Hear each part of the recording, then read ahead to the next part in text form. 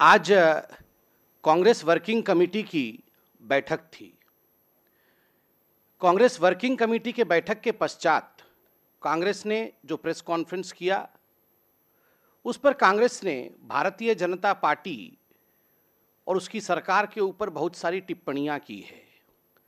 कभी कभी हम भी सोचते हैं कि कांग्रेस वर्किंग कमेटी में ये चर्चा होनी चाहिए कि are there any working hands left in Congress. उनको तो ये चिंता करनी चाहिए कि कांग्रेस में अब काम कौन करता है, वर्क कौन करता है। इसको छोड़कर वो ये चिंता कर रहे हैं कि मोदी जी देश के लिए वर्क कर रहे हैं या नहीं। मैं कांग्रेस जी की अध्यक्षा को और कांग्रेस पार्टी के उपाध्यक्ष को ये बोलना चाहूंगा कि मोदी जी काम कर रहे हैं या नहीं, उसकी चिंता आप मत करिए। उसका प्रमाण, उसका नतीजा जमीन पर दिख रहा है।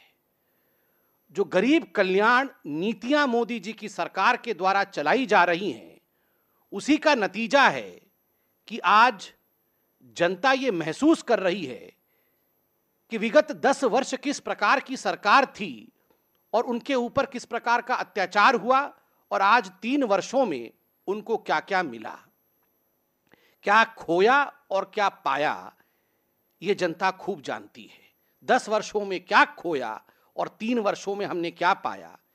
इसलिए a simple advice to the Congress working committee is, rather than discussing the Congress ने कुछ कटाक्ष किए हैं। उन्होंने कहा कि ये डर की सरकार है, ये सरकार डर देती है, डर उत्पन्न करता है। कांग्रेस को बताया जाए कि आखिरकार डर क्या होता है। डर वो होता है जो 84 के दंगों में कांग्रेस ने दिया था।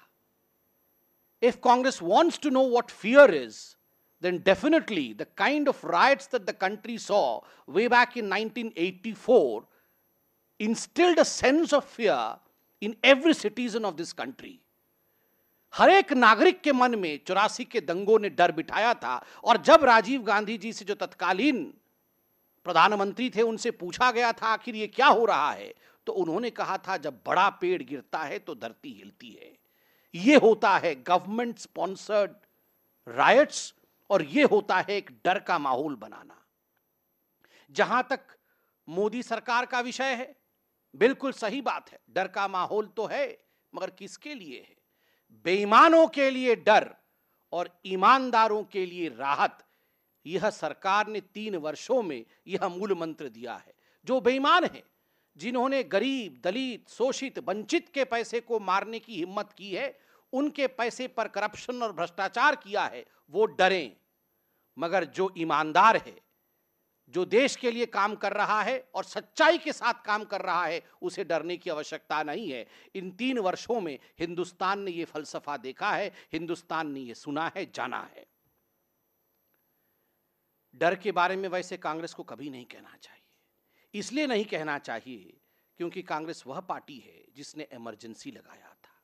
इमरजेंसी लगाने के कारण जो माहौल पूरे भारतवर्ष में बना था, उसका कलंक आज तक धुल नहीं पा रहा है। इसलिए आश्चर्य होता है, कांग्रेस वर्किंग कमेटी में वो डर के ऊपर चिंतन करते हैं, वो डर की परिभाषा के विषय में चिंतन करते हैं जिस पार्टी ने देश में इमरजेंसी लगाया।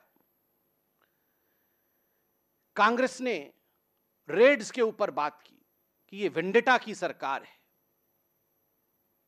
देखिए, बड़े स्पष्टता के साथ हम कांग्रेस को बता दें कि चाहे 1 पैसा गरीब जनता के पॉकेट से निकाला गया हो या 1000 पैसा गरीब जनता के पॉकेट से निकाला गया हो, ये वेंडेटा नहीं, ये दायित्व है सरकार का कि वो लॉ एनफोर्सिंग एजेंसीज के राह में खड़ा ना हो। ना खाऊंगा, ना खाने दूंगा, और जिन्होंने खाया है उनसे निकलवाऊंगा, क्योंकि ये गरीबों का पैसा है।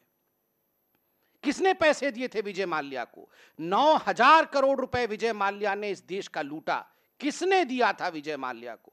तमाम आप ही चैनलों ने ये एक्सपोज किया था, चिट्ठी दिखाई थी कि किस प्रकार मनमोहन सिंह ने, किस प्रकार पी चिदम्बरम साहब ने, इन लोगों ने चिट्ठी लिख लिख कर विजय माल्या के हक में कहा था कि विजय माल्या को पैसा दिया जाए, विजय माल्या की सहायता की जाए, ताकि वो 9000 करोड़ रुपए गबन कर सके। आज जो विजय माल्या चिढ़ाने का काम कर रहा है, किसने उसे यह हिम्मत दी किसने गरीबों का पैसा विजय माल्या के झोले में डाला? विजय माल्या की झोली में किसी ने गरीबों के पैसे को डाला, बैंक से निकाल कर डाला, तो वो कांग्रेस के भ्रष्टाचारी नेताओं ने किया है। इसलिए रेड्स के ऊपर इस प्रकार से प्रश्न लगाना कि ये वेंडेटा की राजनीति है, ये दिखाती है कि कहीं ना कहीं कांग्रेस की सरकार भ्रष्टाचारियों का संरक्षण कर रही थी। Congress was giving protection to the ones who were looting this country. Congress ने सवाल उठाया है कि क्या यह सरकार सबका साथ सबका विकास चाहती है? बहुत बड़ा सफर तय किया है इन 3 वर्षों में मोदी जी की सरकार ने। विगत 10 वर्षों में कुछ का साथ कुछ का विकास, परिवार का साथ परिवार का विकास। केवल एक परिवार का ही तो विकास हो रहा था, और किसका विकास हो रहा था? कुछ का साथ कुछ का विकास। और आज मुझे कहने में कोई हिचक नहीं है कि ये एक परिवार का विकास इस आलम तक था, the extent to which this single family was profited, the extent to which this single family was earning is evident from the fact that today the two most powerful members of the family, both respected Mrs. Sonia Gandhi ji and Mr. Rahul Gandhi ji, both of them are out on bail. Only recently the top lawyers of the Congress party had fought on the court saying that they want exemption, मगर court ने उन्हें किसी प्रकार का exemption नहीं दिया।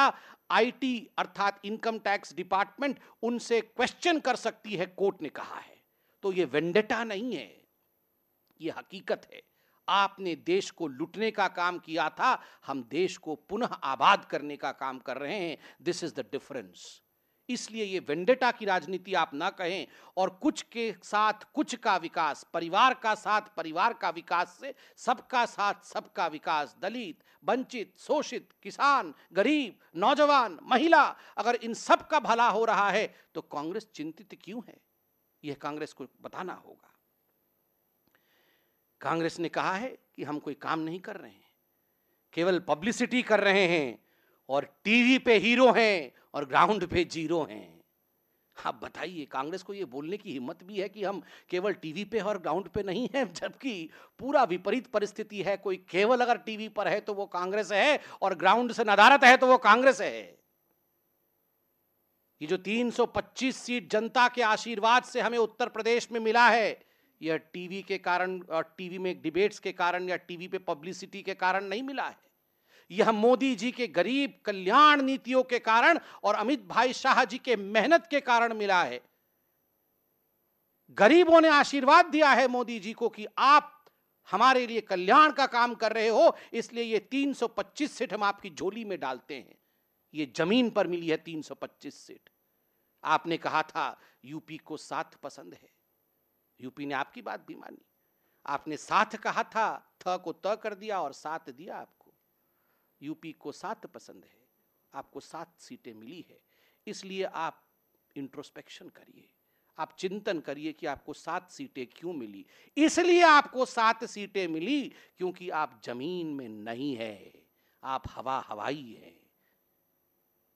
इतने बड़े जीत के पश्चात भी, 325 सीट के जीत के पश्चात भी, पांचों राज्य में जिस प्रकार का स्टेलर परफॉर्मेंस रहा, उसके पश्चात भी हमारे अध्यक्ष ने एक दिन की छुट्टी नहीं ली। अगले दिन ही वो निकल पड़े राजनीतिक यात्रा के लिए पूरे भारतवर्ष में, और राहुल गांधी को देखिए अगले दिन ही छुट्टी करने चले गए।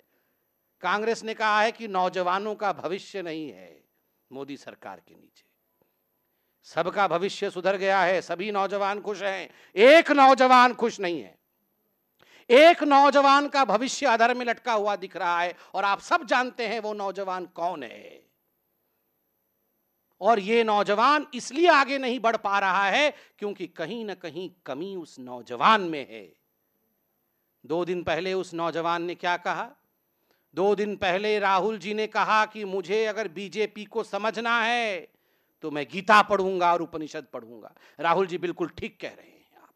आपको अगर भारतीय जनता पार्टी जैसे सात्विक ताकतों को समझना है तो आपको गीता और उपनिषद ही पढ़ना पड़ेगा। मगर अगर हमें कांग्रेस को समझना है, इस देश को कांग्रेस को समझना है, तो एक ही किताब पढ़ने से काम हो जाएगा, और उस किताब का नाम है बुक ऑफ स्कैम्स।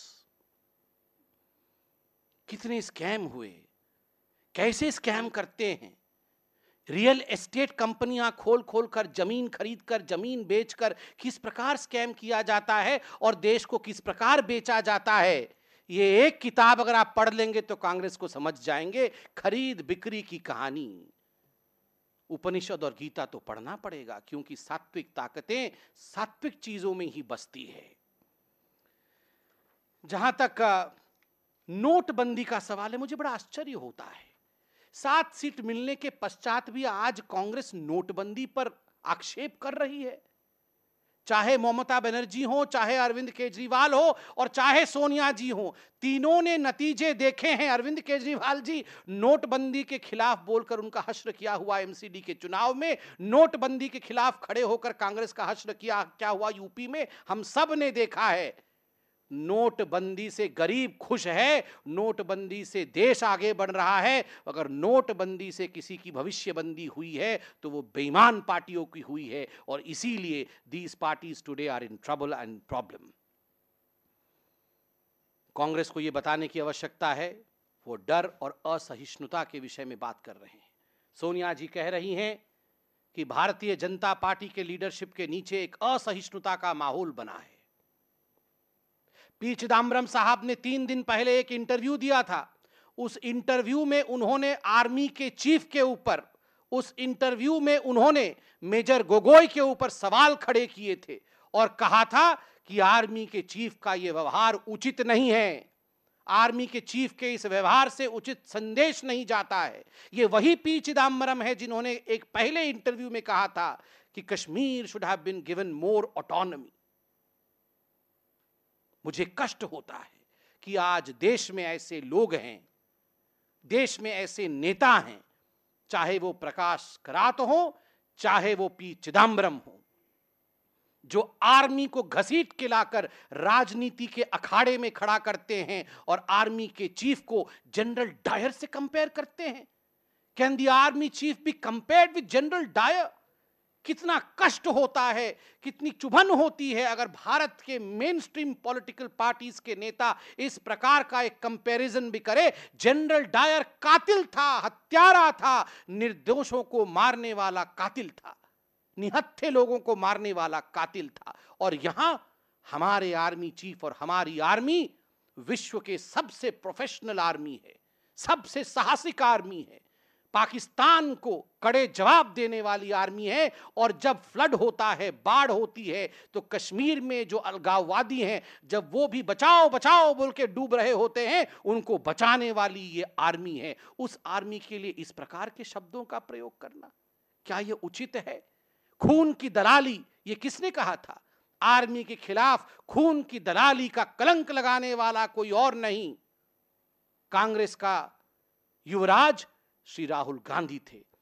आज पी चिदम्बरम ऐसे आर्मी के खिलाफ कह रहे हैं, उन्हीं के सपोर्टर प्रकाश करात इस प्रकार से आर्मी पे सवाल उठा रहे हैं, और मणिशंकर अय्यर एक कदम आगे जाकर गिलानी को गले से लगाते हैं। और जब गिलानी कहते हैं कि आर्मी के कारण कश्मीर भारत के कब्जे में है, तो ठहाके मारकर हा हा हा हंसते हैं। मैं सोनिया जी से पूछना चाहूंगा, आपको जवाब देना होगा। ये कांग्रेस वर्किंग कमेटी में आप गरीबों का मजाक उड़ाते हैं, आप भारत के प्रधानमंत्री पर चर्चा करते हैं, वो प्रधानमंत्री जो स्वतंत्रता के पश्चात सबसे लोकप्रिय प्रधानमंत्री है, मगर आप मणिशंकर अय्यर, पी चिदम्बरम पर चर्चा नहीं करते हैं। Whenever we ask them a question about Manishankar Ayyar and P. Chidambaram, Kapil Sibal and Digvijay Singh, the standard answer is, it is their personal opinion. Kapil Sibal ji is a lawyer. P. Chidambaram ji is a columnist. Manishankar Ayyar ji runs an NGO. So one is from NGO, the other is a lawyer, the third person is a columnist. Who is Congress? Who is Congress is the question. If everyone in Congress is outside of Congress, who is Congress? And that is what we have been saying. Congress is nothing but one family. वो एक परिवार है. It is nothing but one family. So the family has to come out and answer. ये अलग बात है कि 4 दिन पहले तेलंगाना में राहुल गांधी कह रहे थे कि 4 लोग तेलंगाना चला रहे हैं।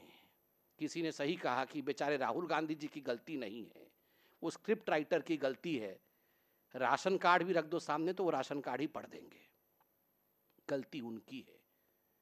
अगर भविष्य राहुल जी की आगे नहीं बढ़ रही है तो इसमें गलती किसी और की नहीं है। राहुल जी को और कांग्रेस वर्किंग कमेटी को राहुल जी के विषय में चिंता करना चाहिए। इस प्रकार असहिष्णुता, डर इत्यादि विषय में बात करके देश में एक भ्रांति फैलाने की कोशिश नहीं करनी चाहिए।